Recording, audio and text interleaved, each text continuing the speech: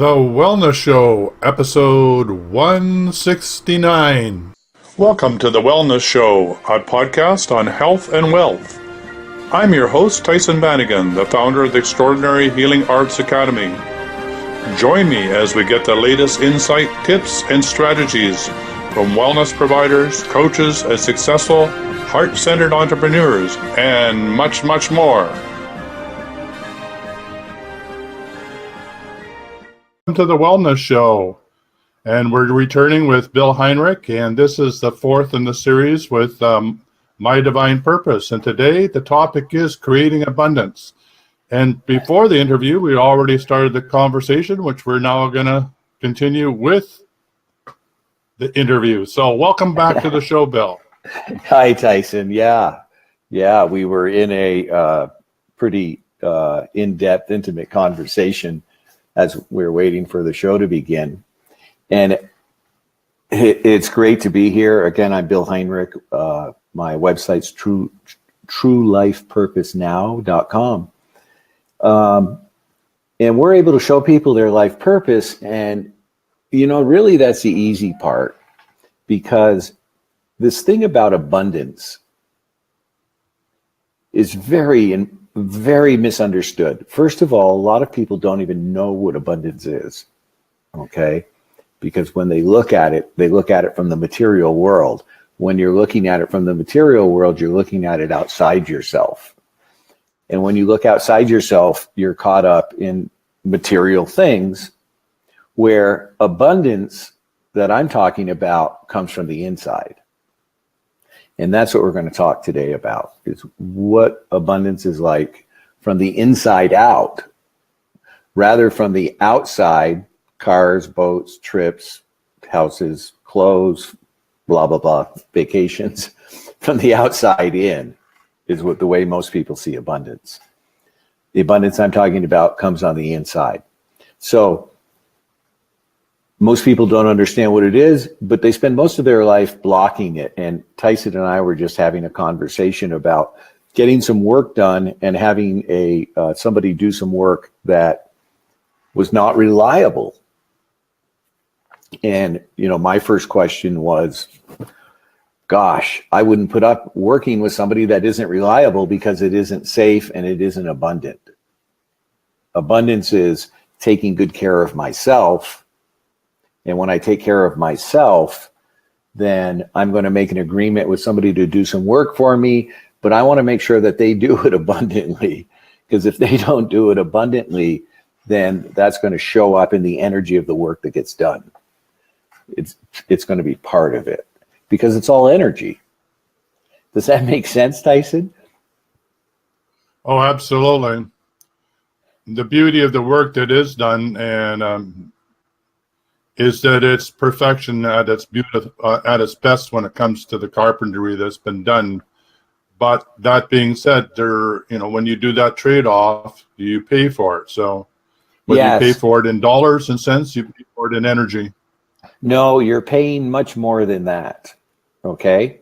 You're paying at an amount that's even beyond my ability to describe to you right now, because I want to talk about the root cause. You see, when we do things like this, the world's a mirror. What does that mean? Everything you see in the world is you. All of your perceptions go out into the world. When you see something, you put it through your filters, and then you have your opinion or thoughts on what you just saw. But all the information that you resourced, you see something, it comes back to you, it goes into your mind, you figure out what you saw, and you come up with an opinion. But that's all based on your past experience. So what you're really seeing is yourself. So in this case, where somebody's not reliable, I really pride myself on being reliable. I'm very abundant time-wise. I always show up early for things, because that's how I want my life to be. But if someone is in my life doing things that isn't reliable and I'm allowing that, then I'm finding some portion of that acceptable, right, Tyson? Now, the rationalization and I say that differently. It's a rational lie-zation. It's a lie. It's not true. That we tell ourselves is whatever the payoff is. And in this case, this particular person who was doing some contracting work was a phenomenal carpenter. And that was the payoff. But I'm not going to have the unreliability. So it's just immediately for me, it's out. Absolutely not going to have that person come in, because if I'm allowing that there in that instance, I'm allowing it in many other areas of my life. It's a pattern that's going to go from relationship to relationship and commitment to commitment that we make. We commit to get something done or do something. We'll allow that in. Is this making sense? Oh, absolutely. I think this is a dilemma that many people face, particularly if they are empathic, if they really feel the emotions of other people, of having to feel their people, be the best they can be. And then they, in the process, begin to lose their own boundaries because they're so busy trying to do things outside of themselves that they forget to take care of themselves. Mm-hmm. So I think it can become for many empathic people an addictive pattern that keeps them in poverty. Well, very close. It is it's certainly an addictive pattern, but it comes from survival and our upbringing and the overall general confusion that everybody lives in. Everybody's just guessing about their lives. And because of this, we're constantly coming against resistance. We're coming against different challenges and problems that get created. And a lot of people have a tendency to want to point at somebody, to what somebody's doing to them. But that would be a victim mentality. When you take the mentality, in fact, I made quite a to me, distinction the other day between sympathy and empathy. If you're in a place of sympathy, you're a victim, where it's like, oh, this is happening to me. But if you're in a place of empathy, where you're connecting with what's happening, you now are no longer a victim, but you're using the power in your life to make choices, right? So what happens is people don't go look at the root cause. They don't search the root cause. And the easiest way to tell if you have a problem or something going on is I only want to have around me people that are going to elevate my life. They have to take me higher. I want to learn more. So if it's from an abundance standpoint, when I have a choice to do something, I'm going to make the highest choice of abundance that I possibly can in that moment. Or I'm going to make sure the people around me reflect the abundance that I want in my life. You see, when we do that, when you look around you and you listen to what's being said around you, you see what's around you, and you hear what's around you, you start realizing what's going on inside of you. And that's what's blocking abundance. So if you look for the root cause, the stress that people are under. I did a survey on stress. I was astounded. Everybody, a lot of people feel like their life is spinning out of control. It's fear that they aren't in control of a situation, not understanding why they would feel that way with all the spiritual work they're doing, spent a lot of money at seminars and everything. There's same things going on. And it kind of feels like a downward constant spiral. And what was most fascinating about it is these were the deepest thoughts of a number. I've interviewed 20 people. This was pretty much going on inside of all of them, and none of them wanted to speak about it because they wanted to look good on the outside, because that's what's expected of them in society. So they had a fear of being found out. So we all live with life lessons and things we're here to learn. And when you know your divine gifts and you start integrating that energy into your life starts changing, And you have to look for the things that are blocking your abundance, because abundance is our birthright. It will never come from survival. It'll never come from doing work outside of yourself, getting cars, making money, and all of that. All of those things come as a result of abundance. We don't go out and get them specifically. They just happen when we're focused the proper way, sharing our true life purpose, the energy of that, our authentic self-expression, and being of service to others. That's what we're here for. As we do that, we start creating more abundance, and then we need to see what interrupts us and blocks us. So going back to the carpenter, someone like that, and I don't mean, I'm not trying to sound better than or anything, but today I would not have a person like that in my life. In the past, my life was full of those people because I was unreliable, because I was those people.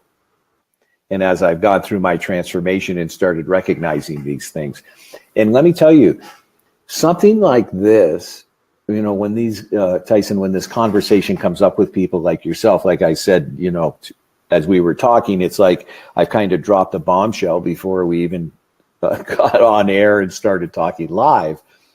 But these are the things that are really going to change your life. When you see something like that and you make a choice not to have it in your life improves instantly, not just in that area, but in every other area. It has a very profound impact. That's a significant statement to the universe that the universe is putting in front of you to give you the opportunity to make a choice. And it's these choices that create your foundation and take you to abundance. Yeah, let me state that again, because that's a very powerful statement that I'm learning elsewhere, and that is not in my life. When you say not in my life and actually mean it, your whole life begins to change. And that's the choice point that we're talking about, that you have these choices, whether you want to come from your human mind consciousness or you want to come from your true nature or your divine gifts. So not in my life is a turnaround. Yes, and that was very well spoken, Tyhson. When someone like that is in your life, you're trying to get something done. In this case, you had a carpentry project you were trying to get done, and they don't show up, and you have gone out and gotten the lumber, you've gotten this, and you've scheduled your day around them coming, and they don't come, and you try and call them and you can't reach them and you don't hear anything. So now your day's kind of upside down. So you reset, readjust, go do something else, but it's still in the back of your mind. And then you finally get a hold of them, and maybe it's 2 days later, and then they show up the next week, and then you go through this cycle again and again and again. All of this toxicity, all of the stress filters out into everything else you're doing in your life that day, right? Yes, absolutely. So let's look at it from the positive side of making the choice of not having this in our life. That positive energy also flows out and seeps into the deepest, darkest corners of your life. It affects every area of your life in a positive way. It's profoundly impactful. And this is what creates abundance, because in order to have abundance, you need to be responsible. You can only hold and have as much abundance as you're mature and spiritually responsible enough to handle.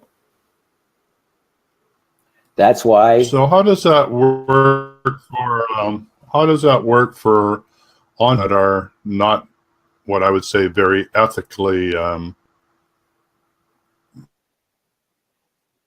is it because of the vibrational frequency that comes from what they've learned from their parenting or from some other source where they have it comes the vibrational frequency of confidence? Right. It comes from where they were born, the economics, the geographics, the list is goes to ad infinitum. Okay, all the influences, but it basically is just survival. And you have to remember that when we talk about abundance, we aren't talking about material goods or money. In fact, someone who is so they could be extremely well abundant. They could be what? Extremely wealthy, but not abundant. It's totally, exactly. Abundance on the inside never has to do with money. Money isn't even part of the conversation.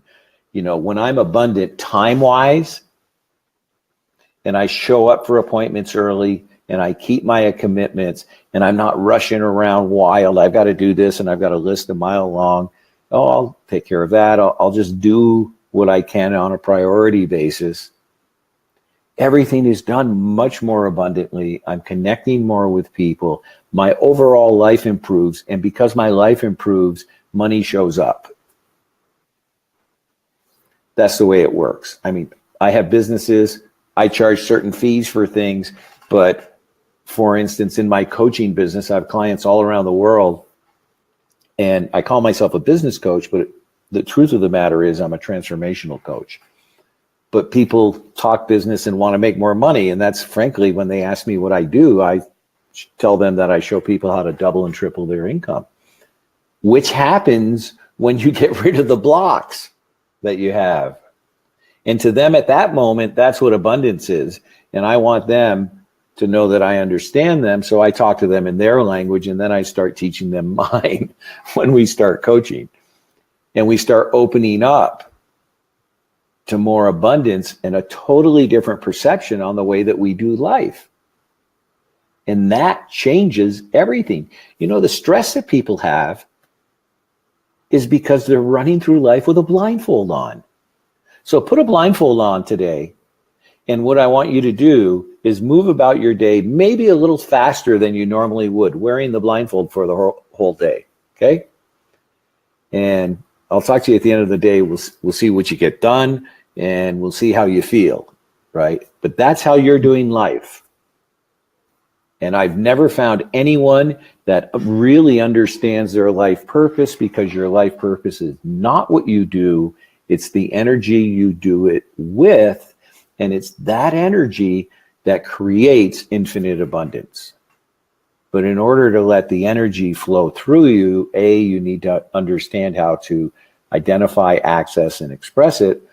And then the biggest thing is working with your life lessons and the blocks you have that are blocking you from abundance, and all the people around you that are interrupting you. So if we go back again to the worker who was doing the carpentry work, this was an interruption. They weren't there enhancing your life. They weren't there abundantly helping you, right? I don't know what it cost, and I don't know how good he was. I would have paid twice as much to have the same amount of work done and do it peacefully and calmly, because I value myself that much. You know, I give a very abundant guarantee to all of my clients. My guarantee is 100% money back guarantee at any time. Real simple. People are like, how can you do that? The truth of the matter is, I do it for me. I'm not doing it for them. I'm doing it as a way to serve them, but I'm also making sure that I've got clients that are ready to change and do the work, because they are not money to me. I'm here to serve them. And if they don't understand how I'm really being of service and take advantage of that, I'd rather go be of service to somebody that understands it and is ready for it. So that's a very abundant perspective, you know. So abundance comes from the inside. It's never the outside. Never the outside. So I'm curious, Bill, when we talk about, you know, the divine gifts and the divine flowing through an individual, and you help people determine what are the three principal divine gifts that they have, which in most cases is around 50% or at least or more of who they be, and then they find out what the when they're in the way of their divinity, that's when the problem shows up. So how do you help people make that awareness of when they're not allowing that divinity to flow through them? How do you help them identify those blocks, and how do you help them then turn the corner, so to speak?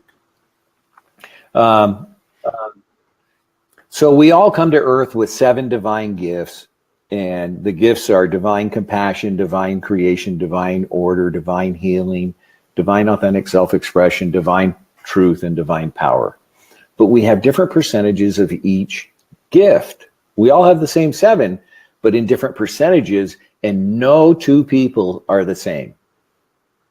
So when you hear that you're here to share a special gift, that you have a gift to share with the world, everyone's heard that. It's true. And it's this divine energy that makes up that gift that you're here to share. No 2 people are the same, like snowflakes. They're different. So at a very basic level, Tyhson, we are here only to be of service to others. Period. Now, and that is the end of the conversation.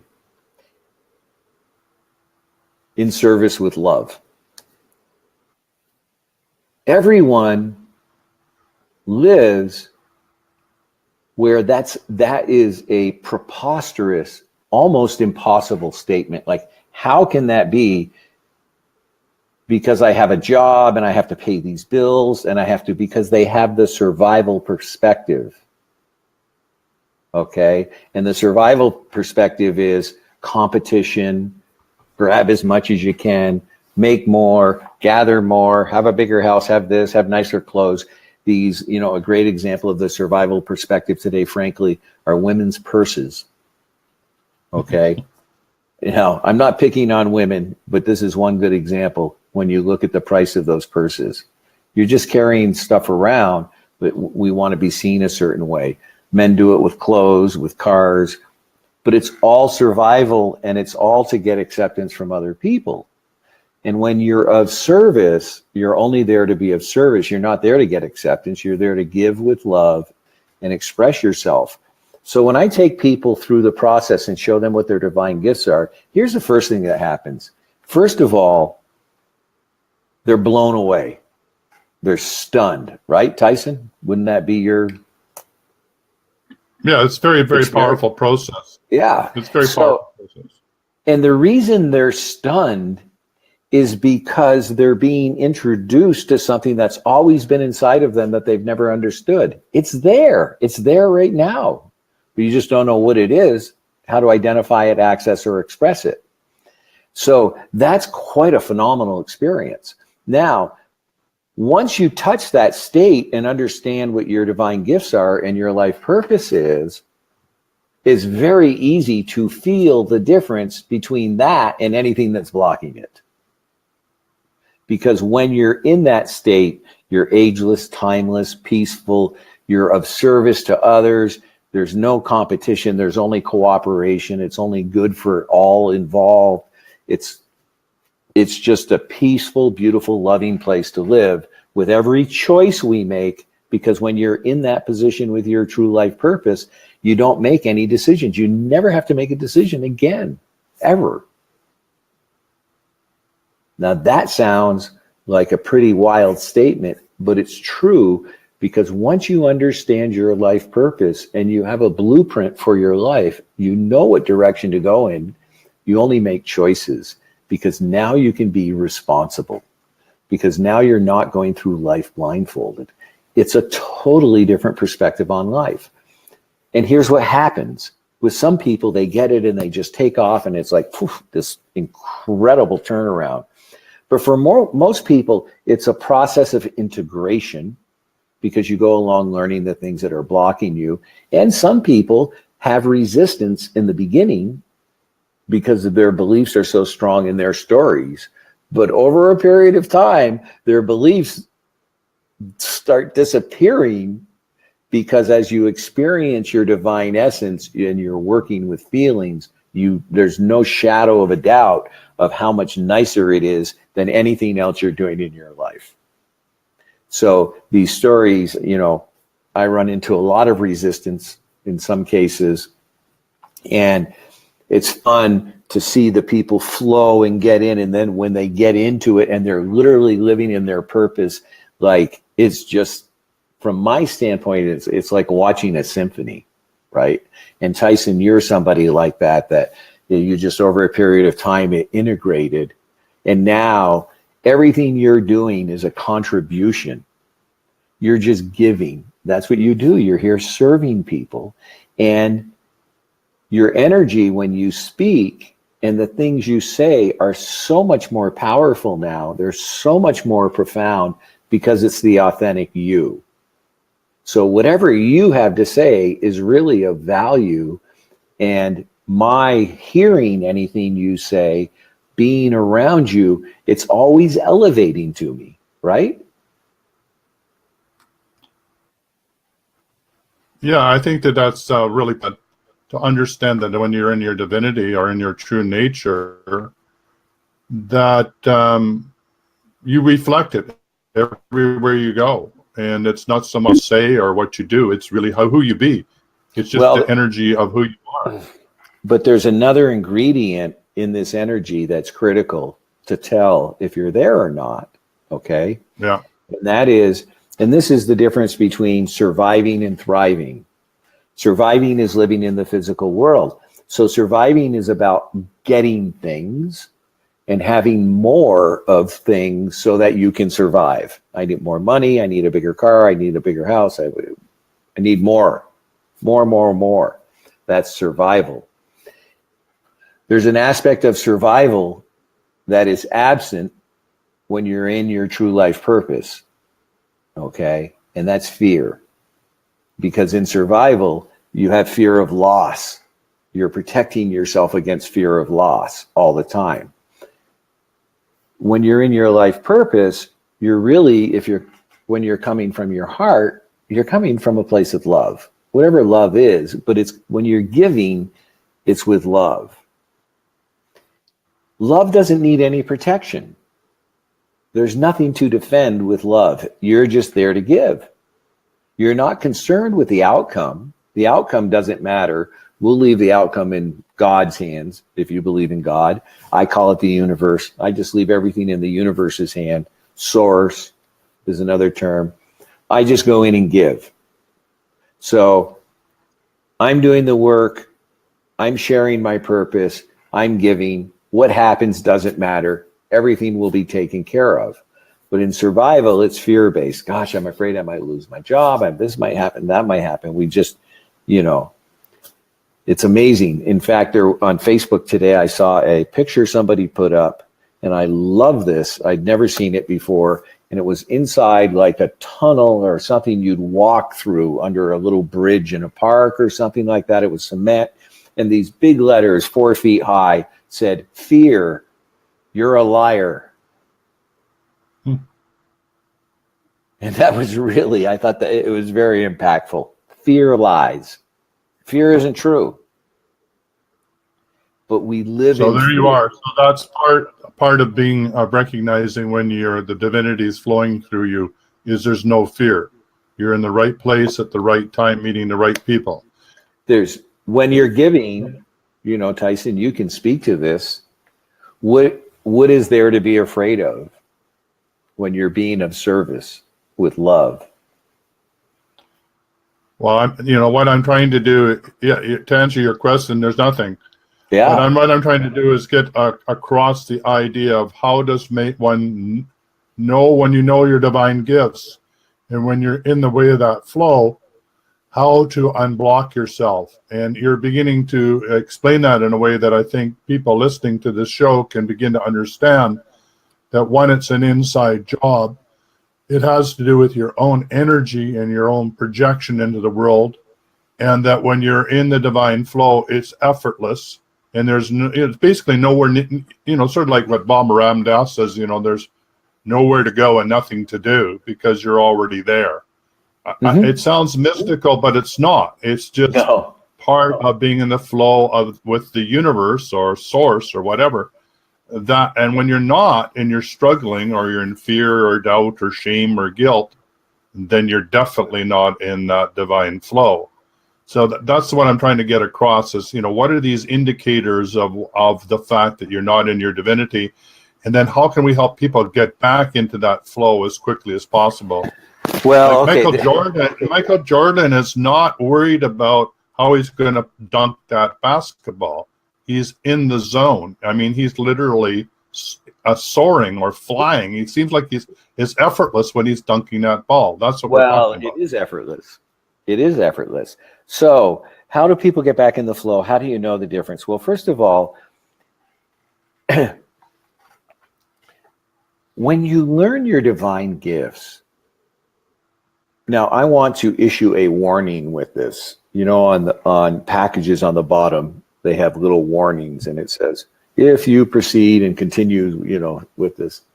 So here's the warning that I have for you. If you continue to pursue, to listen to me, to listen to this truth that I've discovered, find out about your divine gifts, you're going to move into an area that you've been running from your whole life. Because as Marianne Williamson says, in our deepest fear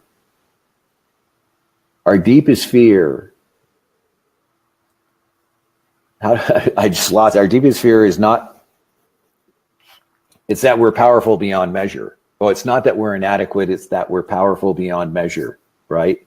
It's our light, not our darkness, that most frightens us. And that is so true. And it's really fascinating. And what I've learned is I've comfortably hid behind all these blocks in survival because I've been terrified my whole life. That's just the way I happen to do life. The family I was brought into, what happened, my experiences were all about fear. As I'm getting and understanding my divine power, it's like amazing. Wow, it's so much fun. But it takes a little bit to get used to. Isn't that correct, Tyhson? Yeah, absolutely. It does take some time to get used to. But it's a great I think the biggest thing for me was overcoming the stories. The stories can be so well, there's so many. Yes, yourself. there's so many things. When I meet people, I tell them I'm a high-level business coach, and I show people how to double, triple, or 10x their incomes. And in coaching, what people do is in business coaching, they take you through what your goals are, what your skills are, what's your environment like, and what's your plan of action. In your plan of action, what are you going to do in the next 6 months, 3 months, 1 month, 1 week, 1 day, 1 hour, blah, blah, blah, blah, blah. The environment is what should be added to your environment or taken out of it so that you can get more productivity and make more money. And skills, what skills can you go learn that are going to help you make more money? And then the fifth one is psychology. But when I get to psychology and I start talking about our life purpose and the inner game, 92% of success is based on the inner game. If you can make one small change in your inner game, it shows up in just magnified beyond belief in the outer physical world. So the number one, there's a number of things people can be aware of. Number one, if it's physical, it's not your life purpose. I'll say that again. If it's physical, it is not your life purpose. If it's physical, it's survival. It's fear.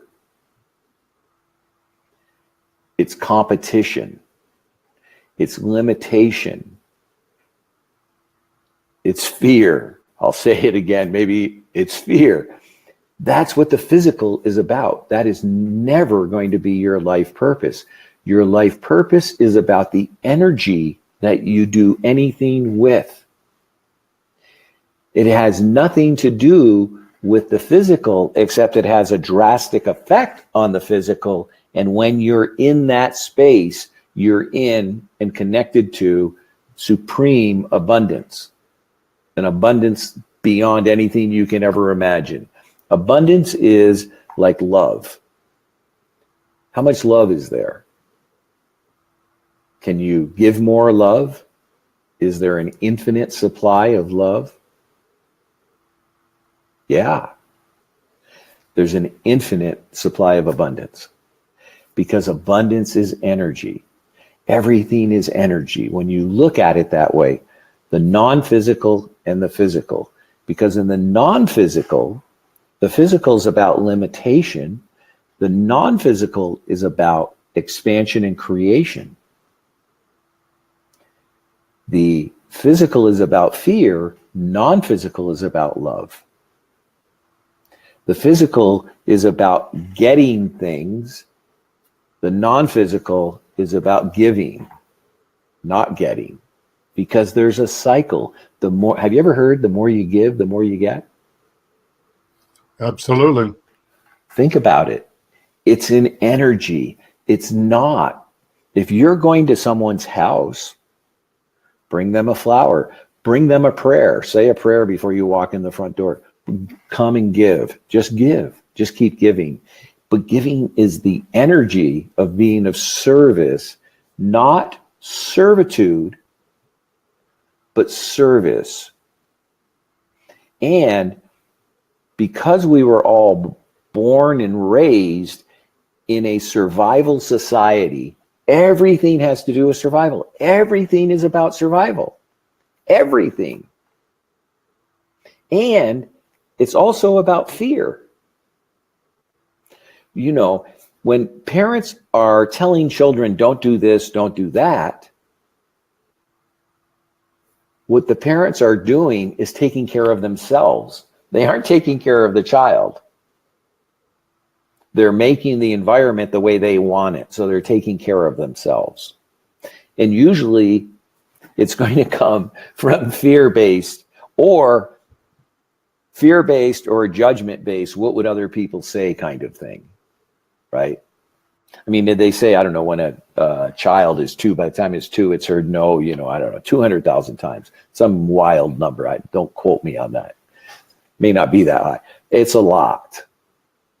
So this is what's blocking us. So when people learn their divine truth, their divine gifts, and how to express their authentic self-expression, it's like riding a bike. It's like, oh yeah, that's me. So you notice it, you have the energy right away, but then you realize, and I think this is something I'd like you to speak to, Tyhson, is when you're going through integrating it, how those stories keep coming back up and saying, oh no, listen to me. But you've been living in the story rather than just being somewhere and giving energy.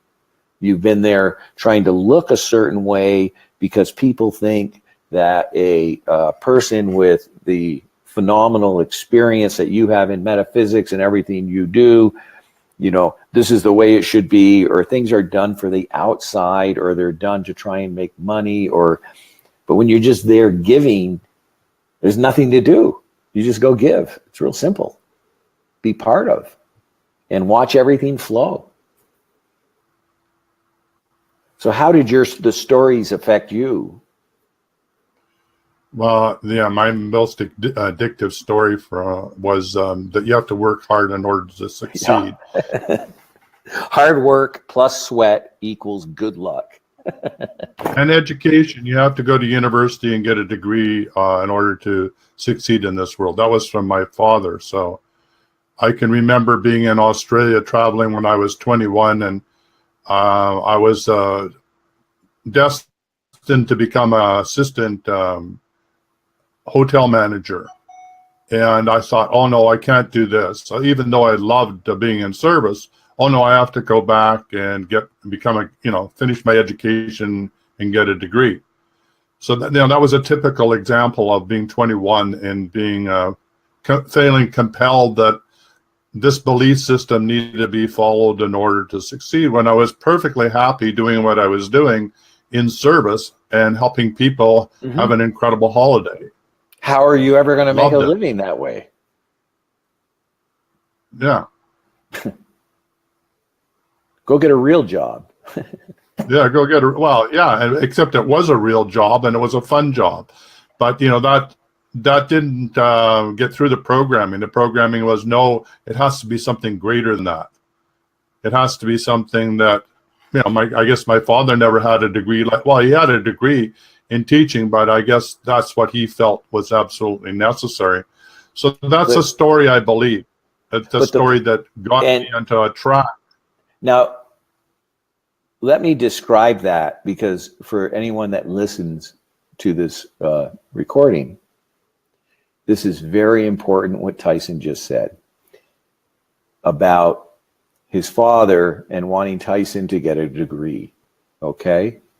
So notice as you go through the day how you make decisions, or the way influence comes into your life that's someone else's expectation. I'll say that again. Look for influence in your life and decisions and choices you're making because of someone else's expectation of you. That is huge.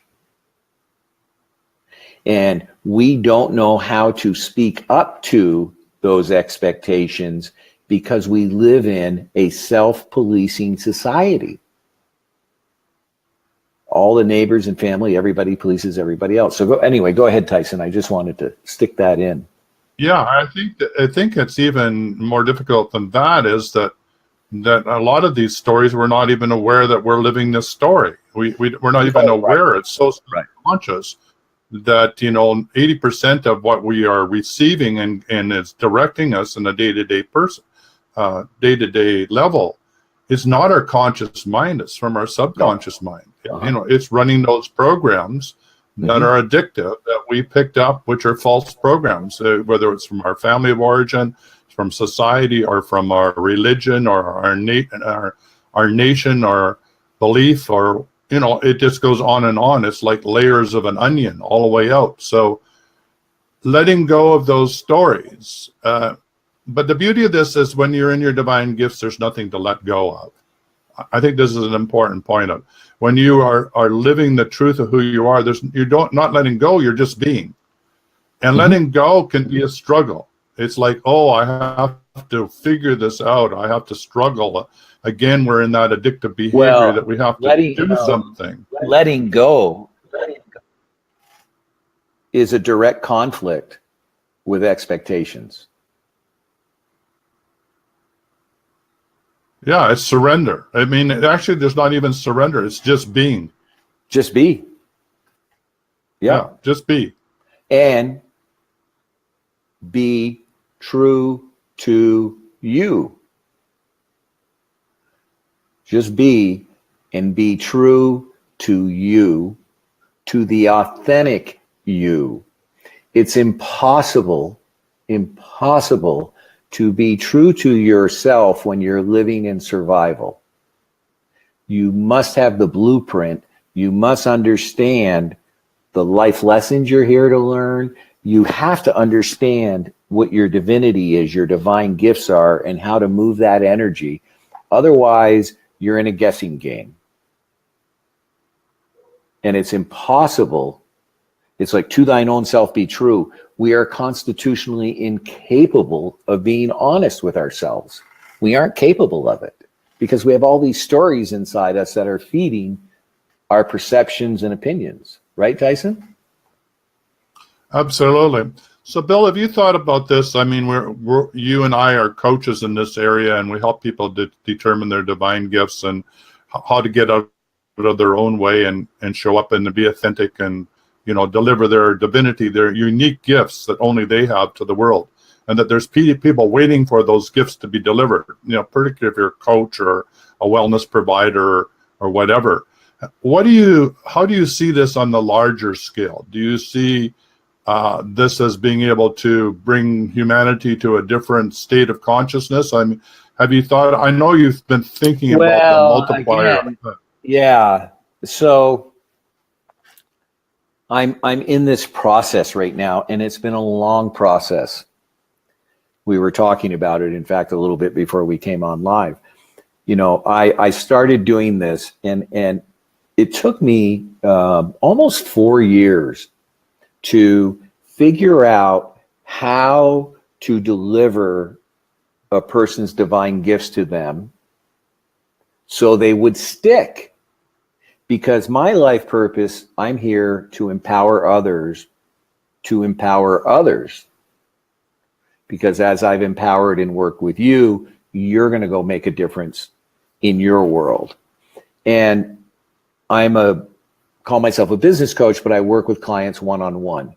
You know, I don't care who you are. If you have challenges going on in your life that you can't get past, I can take you past those in 90 days or less, and I guarantee my results. I don't care what it is.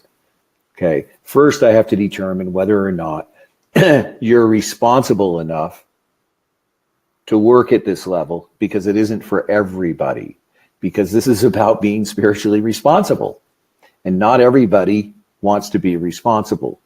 So it took a while. I want to go out to the masses. I want to go one to many. And this is why I created my coaching program, which Tyhson has been through. He can take you through this process also. But we've touched many, many people that way, but I'm looking for ways to even do it more. Like I'm going to start, I want to do live events where I have 100 or more in the audience, because I can do that. I can activate that many people's divine gifts at one time. But they've got to be ready for it, and they've got to be responsible, because you will learn that the thing you're afraid of more than anything else is how powerful you actually are. We are so powerful. It is like, it's wild. It terrifies me. I'm just going to be honest with you, because you can just do so much. And we're in physical form. So there's this constant level of understanding that you need am I making a choice here in the physical, or am I making it from an energetic place? And I always attempt to make mine from an energetic place, because the results are always going to be much, much better.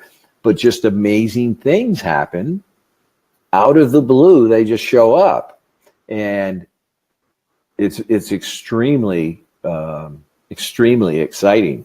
So yeah, I want to get to one to many. I've got it figured out how to do it. Now the next thing I'm working on right now is how I can just be and have this created, so I don't have to go do all the work, because I'm not here to do the footwork, the basic things. I'm here to teach and write and give people new perspectives on how to live life at a much higher vibrational level, living their true life purpose. So did that answer your question, Tyhson? Or Absolutely, absolutely. I mean, that multiplier effect, particularly on the planet at this time, when everybody's being inculcated with fear and doubt and shame, and yeah. and it's the way in which everybody's controlled. Let's be honest about it. So I want to say one thing. Look at ways to free people. I want to say one thing really quickly about this. When you talk about changing the planet, I don't believe in that. The reason I don't believe in it is because the only thing I want to change is my environment. If I'm changing my environment, if I'm living in my life purpose in my environment, I don't have to worry about the planet. The planet will take care of itself. Everything takes care of itself. When we start that, what we do then is we start touching people around us, and the people that pick it up, it just naturally goes out to others and others and others. So it's only about, how am I giving? And I'm not saying this to be condescending or say what you said is not right, but that's a perspective that people hold, when in fact, when you're being, you only have to be where you are. And if you're doing I agree. If you're doing that, the energy that goes out is so powerful. Let me give you an example. Okay. I had a client who didn't realize this, but as we were working together, they had a child they were having a problem with, and that problem had continued for a number of years, a challenge, I'll call it, not a problem. I'm working with this client. We're going through the gifts and everything else. During the course of this, they realize that they have a story in their mind about that child when it was born. Never mentioning to me at any time the challenge that they were in with the child, okay? But they tell me about the story, and I'm like, yeah. So with that story, can you really love that child? Because you have that, it was a ridiculous resentment, but it wasn't ridiculous because it was real for them. And they're like, no, they're like, that's amazing. That's amazing. So they changed their perception on it and let go of the story and the resentment, right? 2 days later, the challenge ended with the child, and it's never happened since. They never said anything. Cool. Those are the way our stories block us. Yes, and those, yeah, that's a really good point. That how we can free ourselves, and when at that point about changing the world. Back in the conversation, we said the statement "not in my world," and when we each come to that statement that is not acceptable in our world, then we're making that quantum shift. Yeah. And so I do agree with you. Transformation, change, whether it's from the personal to the planetary, begins and ends with you and the choices you make. And when you say "not in my world," there's not going to be violence. There's not going to be doubt or shame or guilt in my world. Then that declaration just goes into the world and it changes it, one person at a time. It's specifically true. And when I look at things, I'm always looking at the process, and I'm always looking for, oh, is there a higher spiritual road? Is there a higher way, a higher perception I can have with anything? And in this teaching, what you said is exactly correct, because I don't want to be concerned about and have an expectation. I just want to know that when I go give and love and do things for the benefit of all and keep that in my world, I feel great. I'm content, I'm peaceful, I'm calm. This is a really selfish perspective, but it's true because it's only about us. I just feel great. And the beauty of that is Bill, is like you said, in working with your clients, particularly at a high level, that when you walk in the room and you have that aura of being peaceful and calm and quiet, everybody in the room just gets it, and everybody settles down, and everybody can hear what you have to say because they're not under duress, they're not stressed out anymore. And in actual fact, it's not so much what you say, it's just you showing up being you. Yeah. Let me give you a great example of this. And these examples I'm giving are true life examples. And I hope they don't sound like I'm trying to build myself up, because I am not. All I'm trying to do is share with you very transparently experiences I've had and other clients have had. So in this case, I was introduced to my first celebrity client. Okay. This took place 6 months ago. This is a celebrity. So I go down to meet them because celebrities have entourages, right? And I go in, and it is so chaotic and crazy. It blows my mind. And I'm just sitting there. And within 20 minutes, everybody in the room is looking at me going, Like, what's up with you? I'm like, what? They said, well, you're just so calm. And my energy just took the whole room over, right? And I was there for a particular business meeting, but the celebrity immediately hired me to coach him. He's like, I don't know what you got, but I want what you have. I said, I don't know if you're ready for it. And, and we've been working together and seeing tremendous results. So yeah, the power is, I just went in that room and I was just being, oh, this is just me. I don't really care what's going on in the room. I'm there for a business meeting. I'm seeing how chaotic it is. And immediately I'm going, okay, well, this isn't going to work for me, right? I'm not going to get involved in a business when this is going on. No way. It's out of the, I don't care if, they're standing in front of me and they've got something and it's like, you're going to be an instant gazillionaire, right? It's like, I'll take a pass. Thank you very much, because I won't live that way. So it's, gosh, I see it, people with their families. One fellow went home and had a baby and a young son, and it was a tough day, and the wife was upset, and the baby was crying, and the son was out, and he said, he said, I made a choice to go, as he called it, Zen. I'm not getting involved in it. I'm not going in their stories. I'm just going to be Zen. He said within 30 minutes, the whole house was peaceful. I said, that's the way it works. You just need to know how to access this energy and move it out. So it's very, very powerful. Well, I think that's a great way to end this interview, is just be in your truth of who you are, be Zen, show up, be authentic. Yeah, if anyone would like more information, my website is truelifepurposenow.com. I have a program called True Life Purpose Now. That's what I'm going to be teaching online, teaching it to people. And I'm just allowing the universe to put together how that's going to come about. But it's going to be coming about, I'm sure, in the very near future. And again, I still work with a few individual clients. And if you have challenges going on in your life that you can't get on the other side of, and you want to work with somebody that can guarantee you they'll take you there within 90 days, get in touch with me, because that's my guarantee. All right, Bill. Thanks, Thank you Tyson. ever so much, and it was a pleasure.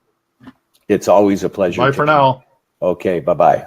For quality online wellness products, courses, and services, visit our sponsors, thewellnessstore.ca and the Extraordinary Healing Arts Academy located at thewellnessacademy.ca. To stay in touch, visit us at thewellnessshow.ca. And until next time, be healthy, wealthy, and wise.